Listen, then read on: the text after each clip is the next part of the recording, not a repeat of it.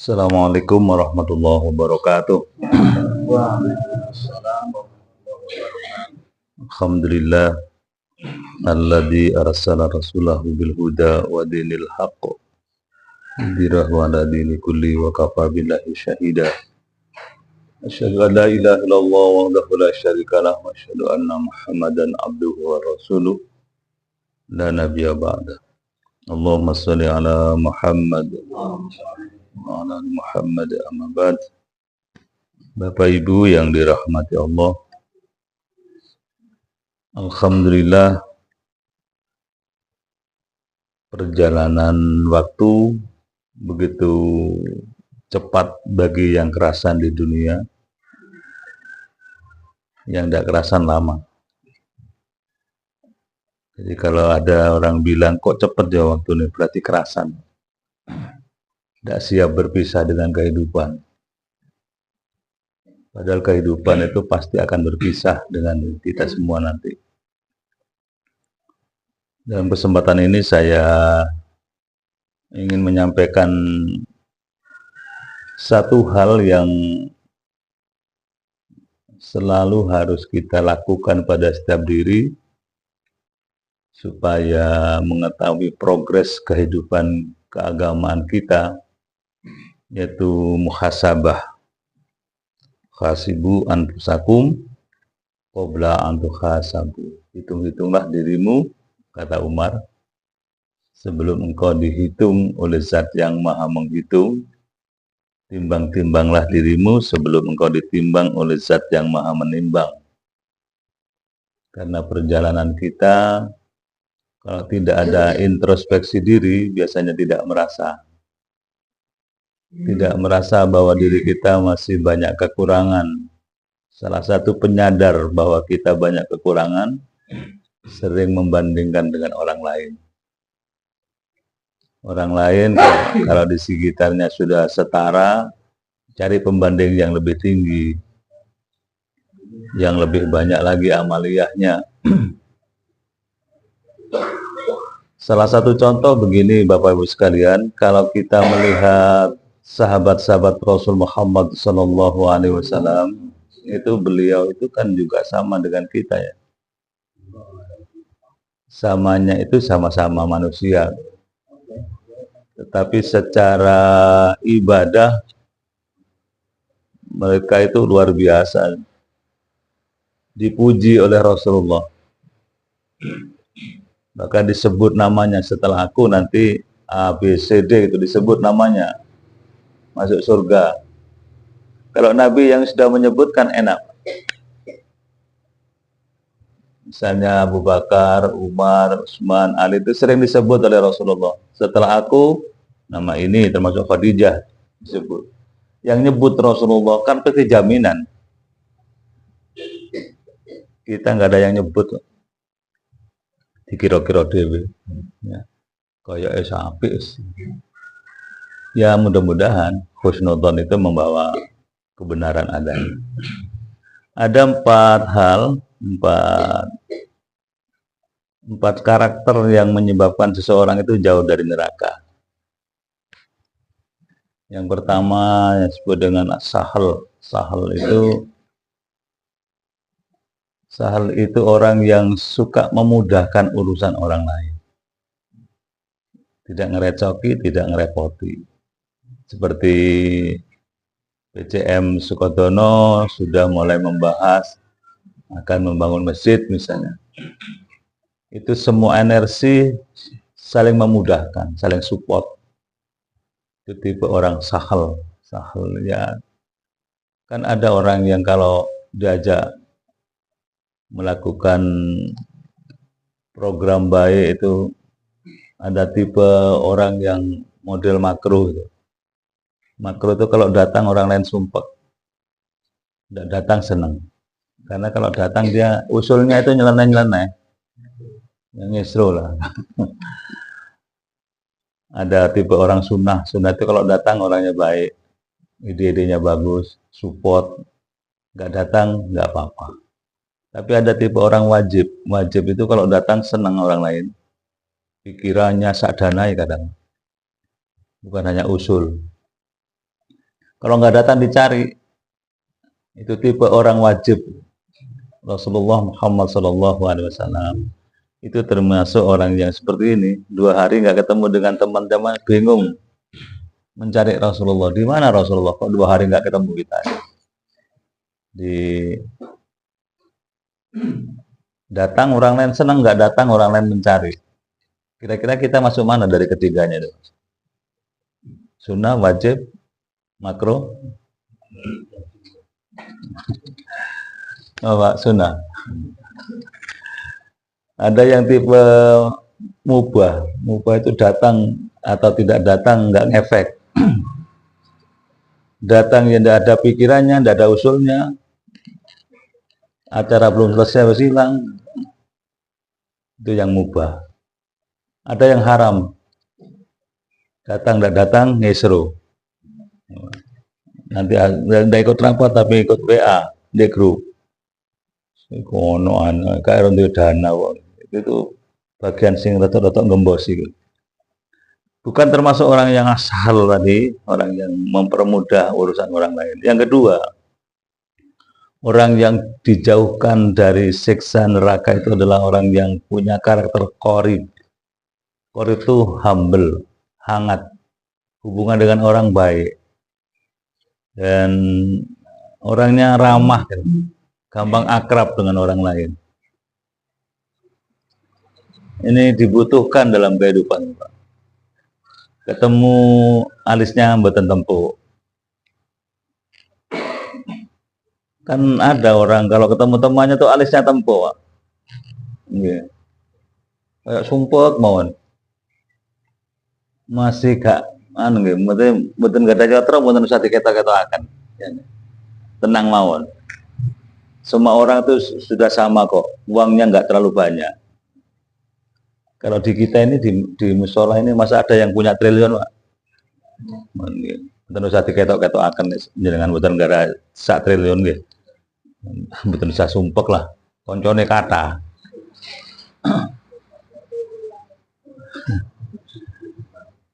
Kemarin kan ada itu yang korupsi 8 triliun itu, Pak.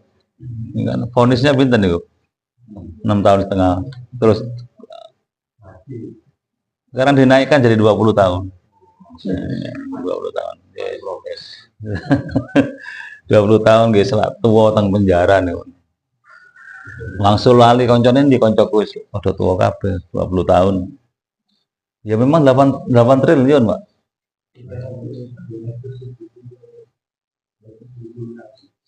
Napa niku? Oh, ngoten nggih. 271 triliun. Kita lek sak triliun mboten semerep cotrone sak pinten gitu kan. Tumpukane niku. Itu kok enak saja. Terus untuk apa uang sebanyak itu? Diberikan kepada anak istri yang nggak habis 7 turunan. Ya, sudah masuk di akal kan. Akal kita, akal ngumpul duit konco jutaan, kayak bangun masjid. Ngoten Bang ya. Insya Allah begitu. Di zaman Rasulullah itu bangun masjid itu malah nggak pakai dana, pakai batu dilempar seret, garis seret, garis kotaan gini untuk kotak ada masjid. Ini masjid kata Nabi. Dasar peletakan batu pertama, batu dilempar pertama. Itu Masjid Kuba itu kan begitu Rasulullah cara bangunnya. Dan sekarang Masjid Kuba menjadi tujuan jamaah umroh, jamaah haji umat Islam. Kalau belum ke Kuba rasanya belum afdol. Ingin tahu perjuangan Rasul awal. Jadi di sini nanti juga begitu. Kita ingin punya masjid yang banyak untuk menampung masyarakat yang terdekat, yang mungkin sepuh mau ke masjid terlalu jauh, itu kan perlu disediakan fasilitas. Qorib, orang yang akrab dengan orang, orangnya ramah, ya murah senyum lah orangnya. Sumeh, Sunnah. Kemudian yang ketiga, karakter layyin. Layyin itu lemah lembut. Oke. Orangnya sopan, santun pada orang. Loh, kalau tegas gimana? Ya tidak apa-apa tegas. Umar bin Khattab itu orangnya tegas. Disegani lawan, disenangi kawan. Umar itu kalau berjalan ke utara, setan yang di utara itu lari katanya. Saking wedine. Kalau kita, Pak, jalan ke selatan, jangan-jangan malah cengklek. Senengi gampang, mungkin gampangan, gampang kudonane. Layyin. Kemudian yang keempat, karakter hayyin. Hayyin itu orangnya tenang lahir batin. Tampilannya itu tenang. Bukan guguan. Ya, tidak mudah resah, tidak mudah gelisah, tidak gampang curhat ke sosmed, tidak gampang update status. Karena ada orang yang buka-buka wadi itu di sosmednya. Andaikan saya nggak dapat suami yang sekarang misalnya, ya mungkin hidup saya lebih tenang. Itu ditaruh di sosmed, kan tersinggung suaminya, Pak. Bener, orang yang baca mungkin, waduh inspirasi banget ini. Ya bisa tersinggung, apa aku dek, apa sampean udah turun ngorok misalnya, itu kan tambah-tambahi. Sehingga ada orang yang takziah itu istrinya yang suaminya baru meninggal tuh sambutannya itu loh Pak, enggak enak. Itu saya baca juga di YouTube itu ya. Bapak Ibu para takzin, berikan kesempatan kepada saya untuk mengungkap hal-hal yang tidak baik dari almarhum. Kinten-kinten lek bojo istri kita besok pas sambutan ngoten berkenan apa mboten jenengan, Pak? Saya akan sampaikan keburukan dan kebiasaan almarhum. Jenengan pernah mendengar orang gergaji kayu katanya? Pernah. Saksok kan kita berarti. Ya itulah ngoroknya suami saya kalau tidur. Disampaikan pada saat jenazah masuk mau berangkat itu. Jenengan pernah mendengar knalpot? Pernah. Ya itulah kalau buang angin. Tapi anakku, katanya dia, anakku dengarkan baik-baik. Suara itu sekarang sudah nggak ada lagi, nak. Nggak ada orang gergaji kayu, nggak ada knalpot di rumah ini karena yang bersangkutan bentar lagi akan kita antarkan ke pemakaman. Kita ini termasuk gergaji kayu, biasanya yang sepuh biasa yang ngatain biasa ngorok niku karena punya tenggorokan. Jadi kalau ada yang ngorok berarti masih hidup gitu. Tenggorokannya masih fungsi. Tenggorokannya sudah mampet, betul sakit ngorok. Ya biasanya kalau sudah tua suami istri potong ngorok ya, tapi rebutan nggak ngaku gitu enggak. Lama kok ngorok Mas? Enggak, aku enggak ngorok gitu. Lek ngorok ya lek krungu berarti enggak tidur. Kemudian ada beberapa kesalahan yang perlu kita hindari Bapak-Bapak sekalian dalam hidup ini ya. Pertama kesalahannya itu menyia-nyiakan waktu. Menyia-nyiakan waktu yang Allah berikan kepada kita itu kan terbatas secara total. Prediksi Nabi umatnya itu cuma 60 sampai 70 tahun. Kita gunakan untuk apa 60 sampai 70 tahun loh, Pak. Sekarang sudah berapa? Saya 64. Kan sudah masuk tuh, Pak. Masuk. Apalagi yang 65. Jadi kan berapa, Ustaz? 62, oh dia 6. Tapi masuk 60-nya tadi, kata Nabi, umatku 60 sampai 70 tahun. Yang di atas 60 sampai 70 itu sudah bonus, sudah, Pak. Harus disyukuri nih. Bentuk bonus itu ada dua macam. Pertama itu memang benar-benar hadiah dari Allah. Yang kedua diberi kesempatan. Cek sadar maksudnya. Atas kekurangan dirinya, sempurnakan dengan waktu yang saya berikan lebih dari 70 tahun. Kata kasarnya, Kasarnya ngoten Pak nggih. Sing 70 niku dosane kathah. Niku kasar e. Enggak, Nabi itu cuma 63 loh Pak. 63 tahun. Ini kan kurang setahun ya.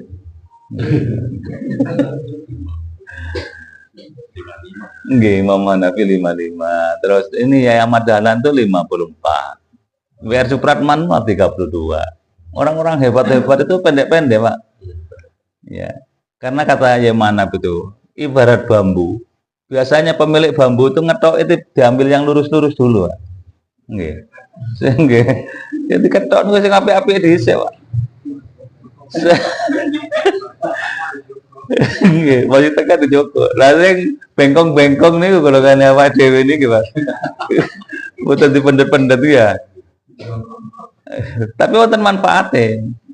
Mending kalau sudah diambil dipotong damel pentongan. Gugait yang pada sholat. Ngoten. Untungnya masih banyak juga. Diamben, Pak. Amben. Nih, itu diamben nggih.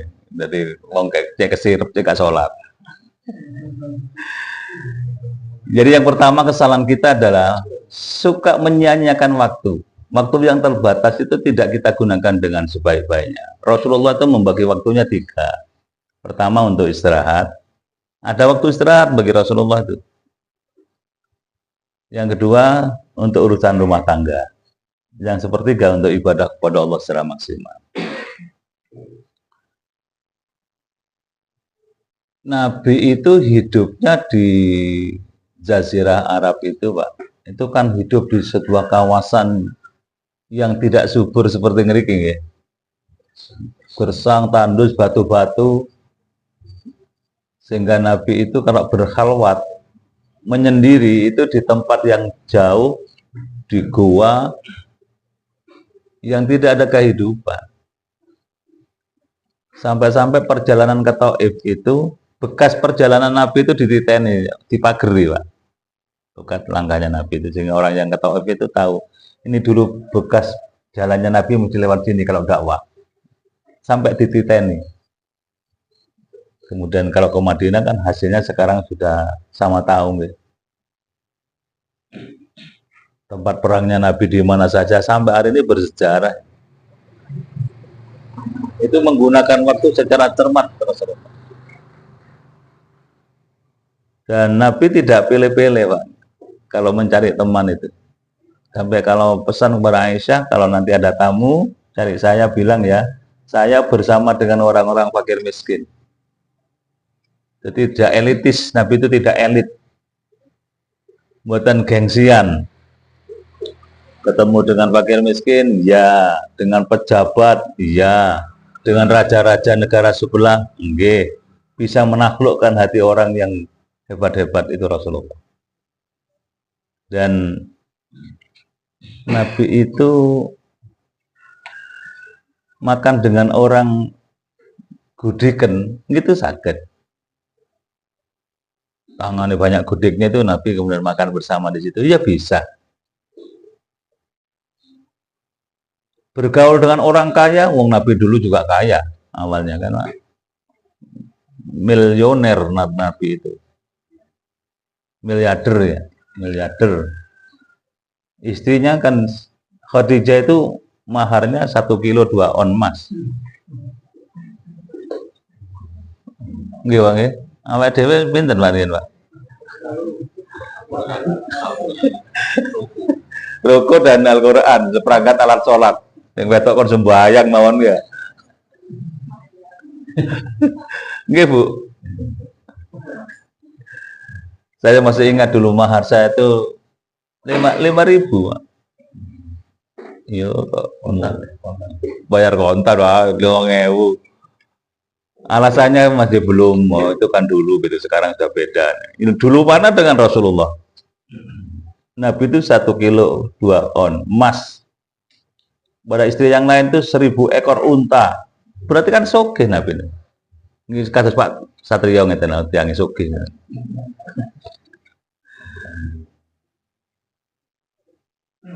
Jadi ini pertama, Pak, yang harus kita hindari. Kesalahan jangan menyia-nyiakan waktu. Ya seperti sekarang ini, waktu jangan sampai jam 6 karena ada sarapan gitu. Ini kan berarti waktunya digunakan dengan baik. Untuk sarapan maksudnya. Kemudian yang kedua, membicarakan hal-hal yang nggak penting. Ini kesalahan kedua. Sampai ada survei 24 jam itu, 9 jam itu bekerja, 8 jam itu tidur, yang 2 jam sholat, ngantos sholat 2 jam. Nggih, anu pun sak golek sandal barang nggih. Golek sandal, wudu mun 2 jam sehari semalam. Terus apalagi ngobrol. Ngobrol itu sama dengan sholat, Pak. 2 jam sehari semalam. Kadang lebih loh ngobrol. Lek padha tepak sing dibahas tepak ngoten. Ngrasani terutama nggih, Pak. Kemambai bumbu-bumbu sing mboten jelas niku. Ya, terus ngalor ngidul. 1 jam. Ya kalau kita sadar ketika akan berangkat dari rumah, bismillah tawakkaltu 'alallah, la haula wala quwata illa billah. Berangkat 9 jam atas nama Allah. Rezeki yang kita bawa pulang halal, dimakan oleh anak istri dari darah dan daging yang bersih dan sehat. Jadi kalau misalnya kok gampang sakit, lihat Pak cara mendapatkan rezekinya itu halal apa badan.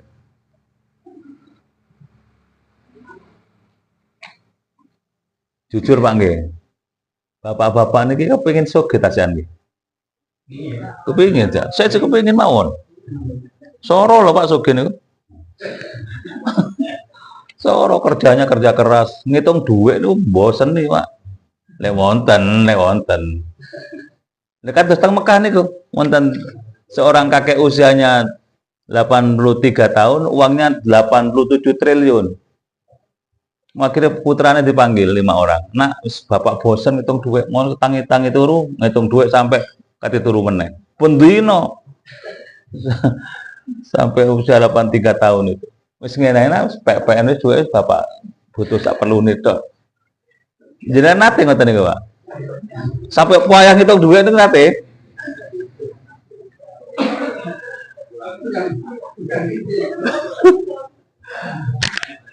Nggih. Berarti lek jenengan tasih kepengin sugih, berarti dereng sugih lho, Pak. Lek kepengin sugih dereng sugih. Terus ukuran sugih jenengan itu kan mboten sami ya. Wonten ukurane lek sapine kathah. Wonten lek ukurane sawayombo. Tebune kathah dan sebagainya. Yotrone kathah. Anaknya akeh. Ukuran kayanya nggak sama tiap orang itu. Maka Nabi memberikan garis inna ghina nafs. Yang disebut sugih niku terus Nabi jiwanya yang kaya. Orang kalau jiwanya kaya niku mboten gampang putus asa.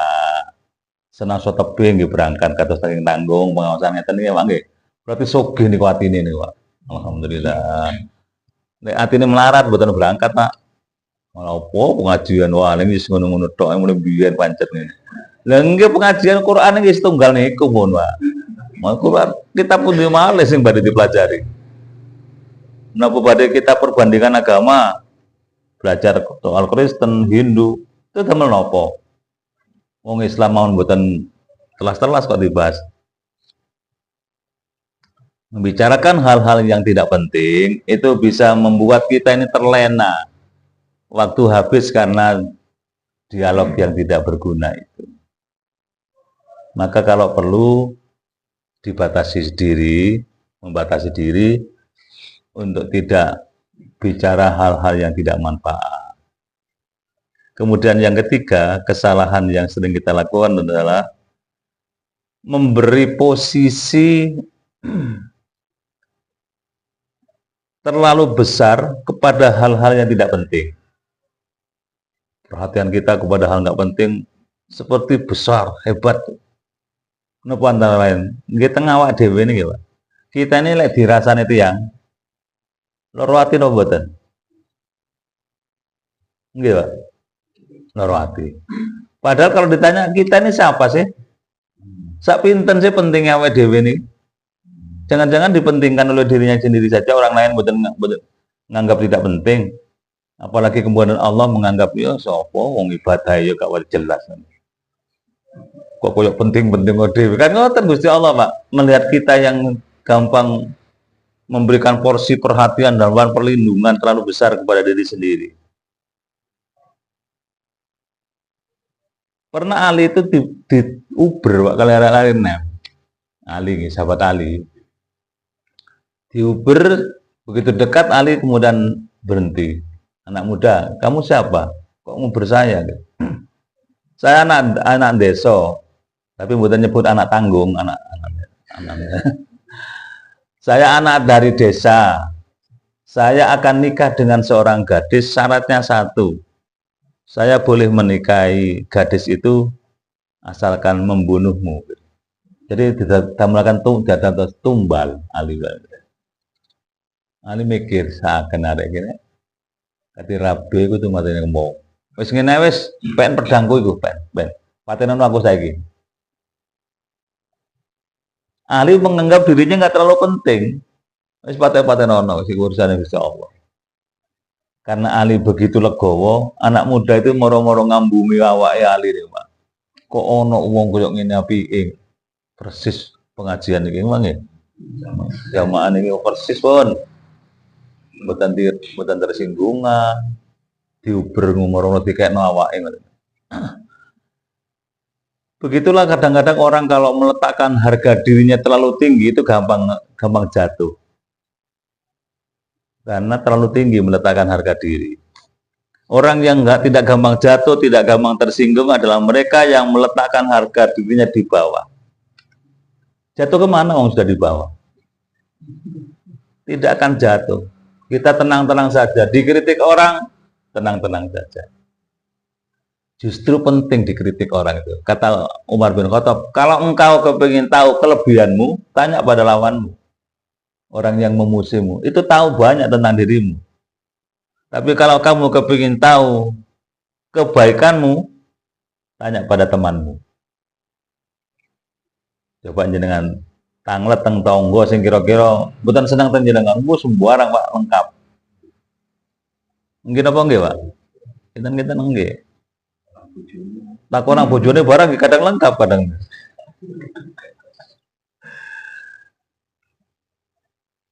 Jenengan lek mboten percaya tanglet teng bojo kula mawon, Bos. Ya napa pareng ada wis ceramah tok, sak iso nglakoni ngoten. Jarkoni nggih. Iso ngajar, ndak iso nglakoni. Naudzubillah nggih, Pak. Ya, saya sering berbisik ke istri itu lek pada film niku, Pak. Aku pengen besar kok mbek sampean ya. Sekali-kali Pak, atau seringlah jenengan bisik-bisik teng ibu teng di rumah, Dek, yang Mbok. Aku kepengin besar kok jenengan ya ayo bareng ibadah sing temenan. Perlu Pak niku, Pak. Napa jenengan badhe mlebet swarga piyambakan? Teng riko tola-tole lho, Pak, melas tambahan. Nek swarga tapi melas kan ya napa? Kenapa kok melas? Bojone mboten enten. Apa kok ndak ono? Mboten diopeni. Di dunia tidak diajak. Misalnya tahajud pun piyambakan Pak jenengan. Tahajud niku digugah nyonyai. Dibangunkan anak-anak, istri diajak tahajud bareng, batu baca Quran. Niku mawon tasih dereng mesti lho, Pak. Swargane niku dereng mesti. Napa malih mboten ajak-ajak. Bisa luput karo nyonya yang luput, bojone yang luput. Maka mari kita berikan porsi yang wajar kepada diri kita bahwa hidup ini memang harus baik. Harus baik, tapi belum tentu baik. Dan kita sekarang ini belum tentu baik. Tapi kalau sudah baik dalam ukuran kita, jangan berhenti jadi orang baik. Jangan capek jadi orang baik. Karena kadang-kadang perjalanan itu bisa kepleset. Diopeni mulai riyen nggih, mulai tasih 6, ibadah temenan, Senin Kemis, tahajud, ngledek begitu tua kepleset. Nggih, Pak. Kepleset uripe lho, Pak, sana sikile to. Saat ini barang kepleset. Ngomongnya kepleset. ibadahnya kepleset. Tiba akeh pamer ya aku. Delok rapote, lho kok abang kabeh ngoten lho. Oh iya, kepleset. Maka sholat asar yang kita laksanakan itu Rasulullah pernah ditanya oleh orang Yahudi, ya Rasulullah, ya Muhammad, kenapa ada sholat asar bareng?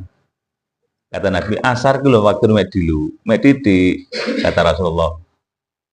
Waktu asar itu ya sudah set maghrib. Tapi saat asar itu diterimanya taubatnya Nabi Adam pada saat asar. Oh, diterimanya pada maghrib. Asar Nabi Adam itu melakukan kesalahan. Nabi Adam sempat salah, Pak. Napa malih awak dhewe ya. Bisa saja kepleset seperti waktu yang sekejap itu kepleset.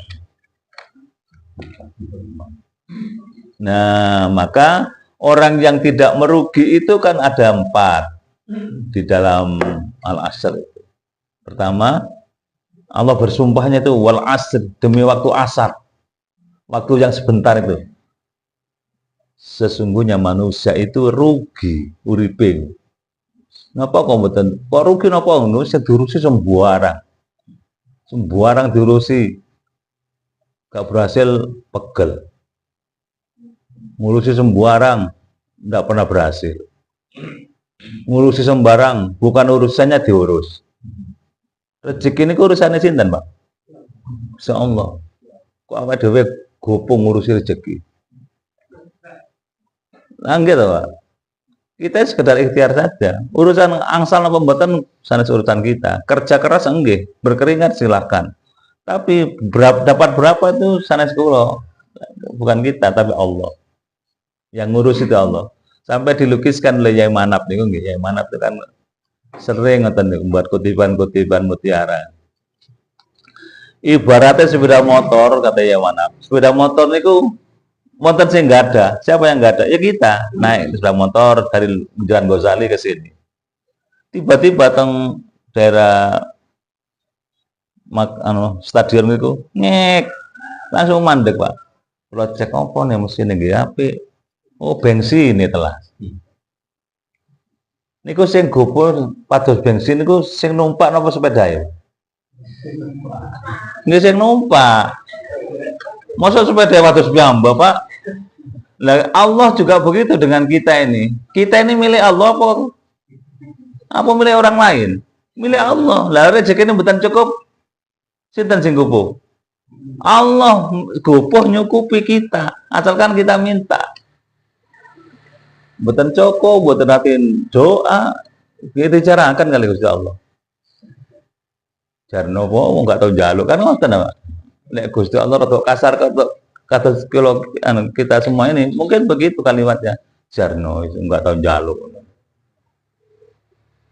Jadi kalau kita pas kebetulan rezekinya seret, itu jangan kita yang gopoh. Allah, ya napa niki? Kok mboten cukup ngeten niki? Awas lho kalau mboten salat lho mangke. Ngancam.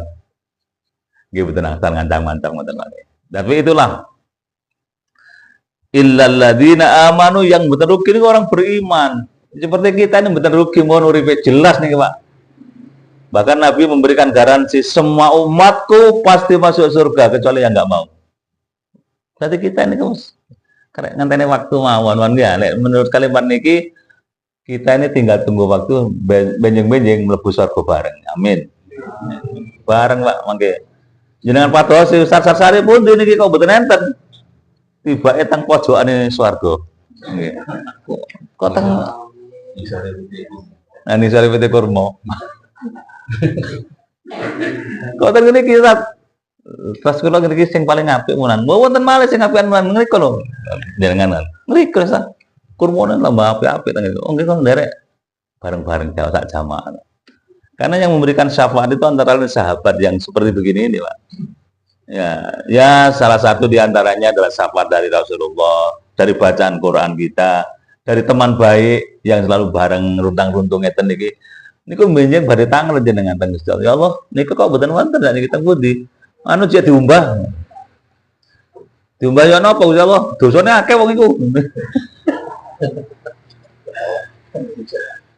Oh, uripe ngrasani kancane tok iki.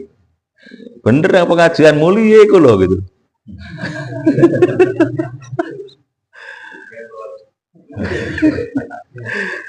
Napa gembol napa?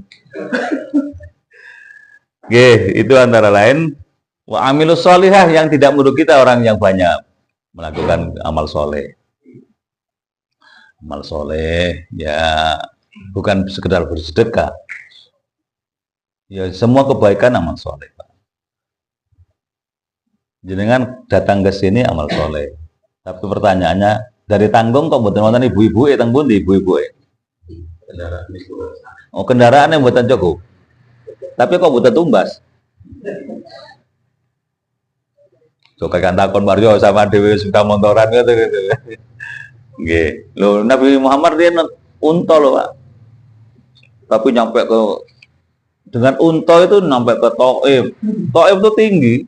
Bahkan ada satu kawasan di dekatnya Thaif itu ketinggiannya itu kalau di sini Ranupane. Subur banget, dingin. Jadi bayangannya kalau orang Mekah kan pandus ngoten wonten kawasan yang penghasil sayur, dingin. Ya batu lah, Batu Malang itu. Dan Nabi kesananya itu dulu lewat di tebing-tebing itu, kadang naik onta, kadang jalan. Jalan, Pak. Yang saya herani, Mbok Khadijah nih loh. Dan apa celukane, Pak? Bunda kita hidup di Indonesia utan bunda. Jawa ini kan mbok, Pak, ya. Nggih. Masa dosa ngoten niku? Boten. Tinggal niate mawon, Mbok. Dengan keakraban. Saya dengan ibu saya tuh panggil Mak. Nggih, Mak. Mboten dosa niku kadose Mbok Khadijah niku kirim makanan kepada Rasulullah ketika di gua Hira itu tinggi tuh, Pak. Sekarang saja kayak kita mau naik ke sana itu mikir-mikir walaupun laki. Beliau itu perempuan ngirim makanan ke sana, pulang lagi ke Mekah itu jauh jaraknya, Pak. 800 enggak 800 ya. 8 kiloan lah dari Mekah. Ngirim, Pak. Ini kalau imannya nggak sama, getaran hatinya tidak sama. Lah nopo, Pak, soro-soro ngirim. Nopo sampai runu barang itu lah opo tugasnya sampean opo niku ngono meneng tok ngono. Lah kira belum ada wahyu itu. Nabi itu ya kalau orang sini mungkin topo nggih. Hormat lah topo. Begitu datang malaikat, Nabi kan ketakutan. Di tempat sepi sendirian ada malaikat yang tidak pernah dibayangkan wajahnya seperti itu. Ketakutan, kemudian diajak pulang, ayo mulai wis. Dengan gemetaran di situ, minta diselimuti kepada istrinya. Dan kemudian istrinya yang namanya Khadijah itu punya saudara, seorang pendeta. Tanya ke sana, oh, iku mau duduk sembarangan, iku mau malaikat yang datang itu. Bojomu, iku nanti akan ada hal yang istimewa. Betul. Kemudian dari situ mengetahui bahwa itu namanya wahyu. Wahyu pertama turun. Dan Nabi setelah wahyu pertama turun kan nunggu cemas. Kadung umum nolak aku ke Nabi, tapi kok ndak medun-medun meneng. Mosok mek sepisan.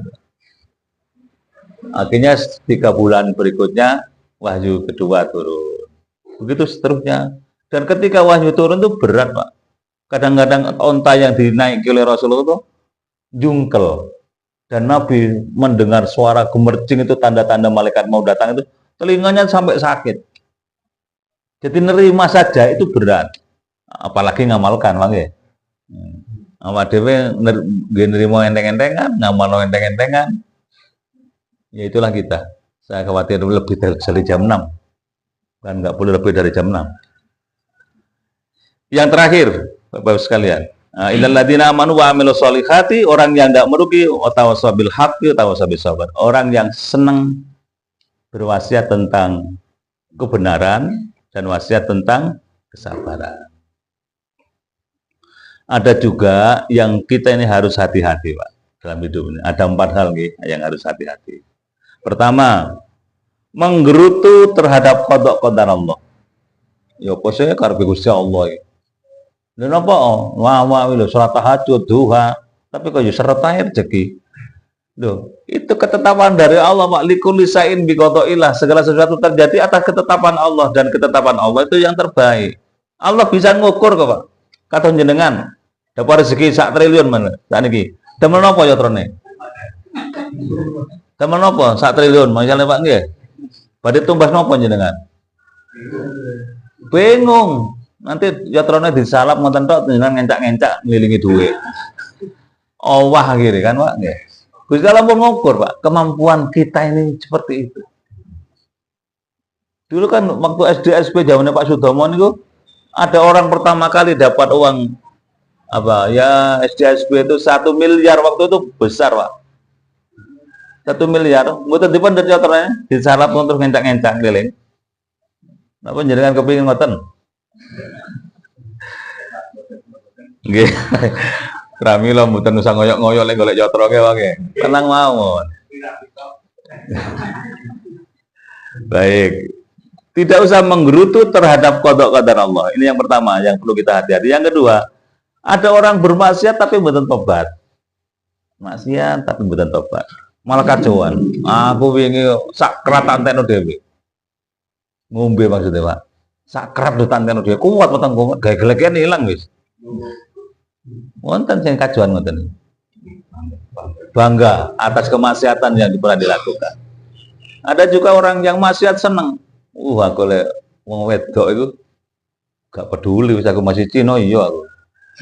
Ada sing kajuan ngoten kok mentolo gitu loh. Kok ya kolu kajuan maksiat niku, Pak. Nauzubillah min dzalik, mudah-mudahan kita diselamatkan oleh Allah dari kebiasaan buruk. Kemudian yang ketiga yang perlu kita hati-hati, jangan suka iri ya kepada sesama. Iri temannya beli sepeda motor baru iri. Tapi lah sepeda motornya teman dicolong wong mboten iri. Berarti kan elek atine niku, Pak. Nggih. Pak Satrio. Jenengan iri napa mboten? Nah, mboten elek berarti Pak Satrio. Lek kancane tuku iri, lek kancane kehilangan menengai. Niku berarti saat ini ada masalah. Senang balas dendam pada orang. Ini termasuk yang harus dihindari. Jangan sampai ada dendam sedikit-sedikit, kecil-kecil pada orang yang pernah menyakiti kita. Nggak usah. Percuma dendam. Orang yang dendam itu Pak biasanya ngenes hidupnya. Ngenes terus kuru, watuk, mati. Urut-urutan ini ngoten Pak. Tiang gelek dendam, uripe ngenes, kuru, watuk, mati. Itu urut-urutannya Pak. Yang terakhir, berpaling dari mengingat Allah. Mboten nate eling teng Gusti Allah. Dapat rezeki diam saja, sepertinya hasil keringatnya sendiri. Diberi sehat, guys. Ikhtiarku aku wena Jember. Ngoten apa? Niku Gusti Allah tuh yang memberikan kesehatan tuh. Lantaran Gusti Allah semua kita beri sehat kembali, bisa aktif lagi dan seterusnya. Mudah-mudahan manfaat. Ya, apa yang kita bicarakan ini kita akhiri dengan bacaan hamdalah. Alhamdulillahirabbil alamin. Assalamualaikum warahmatullahi wabarakatuh.